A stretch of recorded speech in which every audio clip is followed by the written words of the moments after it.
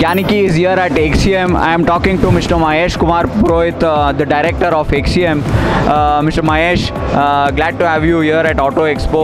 Gyaniki is a knowledge platform portal, and we are trying to harness information of the EV space, and charging infrastructure is a crucial, I would say it's almost a building block for the mobility space.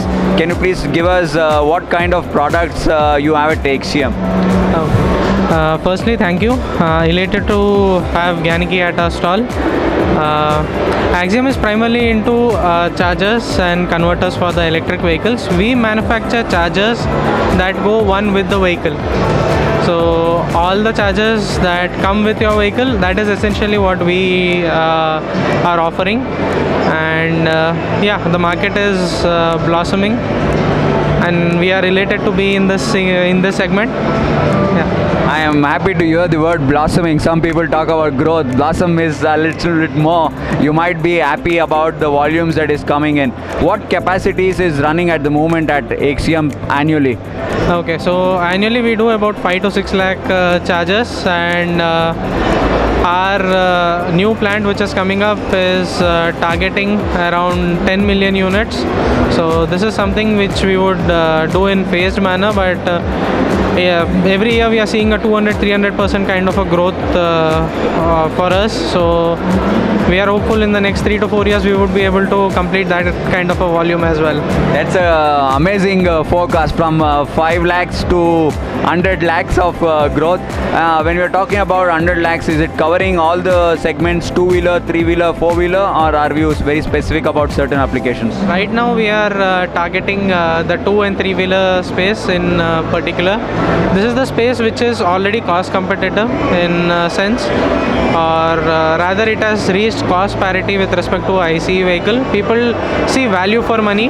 Whatever they are investing, they are getting value for it. And these are the two spaces that we are targeting right now. This is where the volumes are at present as well. So if you say the 3-wheeler space, that is clocking more than 50,000 numbers on a monthly basis. Electric 2-wheelers are doing more than 2 lakh units on a monthly basis. So this is a space that is burgeoning, and we are targeting this space, and we are focused on this. Nice. And when we are talking about electrical charging, or when we say electric vehicle supply equipments, how much of the contents is import and how much is in-house? For us, large chunk of the procurement happens locally. Around 60 to 70% of the procurement happens locally, barring the semiconductors, which the industry is not yet there in the country. All the other things are sourced locally. So semiconductors, yes, we have to depend on foreign locations from where we need to procure them, but if not that, everything else is sourced locally. Apart from semiconductors, which is the other supply components which is under a hurdle for you? I don't think any other component is a hurdle as of now. Semiconductors is having slight lead time issues, but if not for that, I don't think other components are that much of an issue. It's just my opinion that EVAC is under a very sweet spot, because whether it is 2-wheeler, 3-wheeler or 4-wheeler, everyone wants to have it. Yeah. And Axiom is also preparing for the volumes which you are looking at.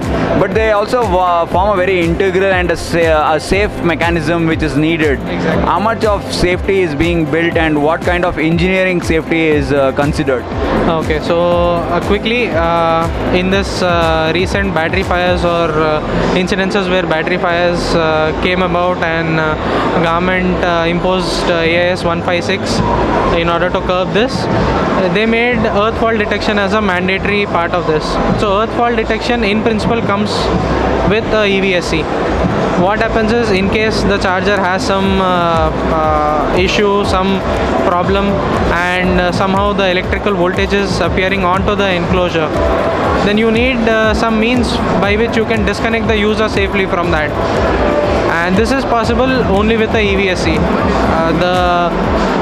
what we have seen in the general market is people are incorporating this into the charger, which defies this very same logic. So EVSE is a safety critical component and people need to treat it like that. You cannot have a EVSE inside a charger, and EVSEs, what we feel is they are absolutely integral to any charging infrastructure. You require a EVSE and there is no two ways about it. Wow. So at the moment, what's your failure rate probably when you're talking about in terms of parts per million? When you're talking about internally, how is that going ahead? Means there must be good testing which is there, right? Yeah. So it depends on the product in per se. You will have converters, DC-DC converters, they would be sub 1000 kind of ppm. Chargers, because they are connected to the AC grid, they would be sub 10,000 kind of ppm. So it depends on the application in principle, but it falls somewhere in those kind of ranges. With EVSE, there are many guys who are also coming up, and there is also a big challenge for you to retain your intellectual minds and also skilled labors. What measures have you been taking in the industry to retain them in terms of training, in terms of other motivations? So primarily, if you are able to provide people a work environment where they feel they are contributing towards a larger cause, that is when people stick to you more than anything else. Second, when you provide them an opportunity for their personal growth, either by means of training or giving them projects which are significantly more challenging than what they have done in the previous organizations also, that is when people stick to you more. So that is something that we are conscious about, and we are trying to ensure that our team sticks with us. Incidentally, most of the people who are associated with us have been associated with us for a large part of time, like more than 10 to 12 years. We are there in this industry since 2008, and most of the people who are there with us then are there with us today also. I am sure that loyalty will pay off, and then I am sure you are doing sufficient. I also record that statement that as long as a personal growth is involved and then you are connected to them with the purpose of the environment, I'm sure they will stick on to it. But do you think there is a curiosity in your employees that after charging, what happens later in an EV vehicle? What is a motor? What is a battery management system? What is a battery? How are they getting trained? Do you have an in-house trainer or a third-party trainer engaged already? Yeah, so just to put it on record, we also have a motor drive that is designed by our team. So yeah, that was something that we wanted to develop, and we had developed it. Due to lack of association with motor, we were not able to promote it any further, but in the coming years we would definitely get into the motor drive business as well. As far as the team is concerned, getting collaborations, having tie-ups with universities, getting them enrolled into certain training whatever courses and all that, these are things that you need to do in order to elevate their knowledge capabilities.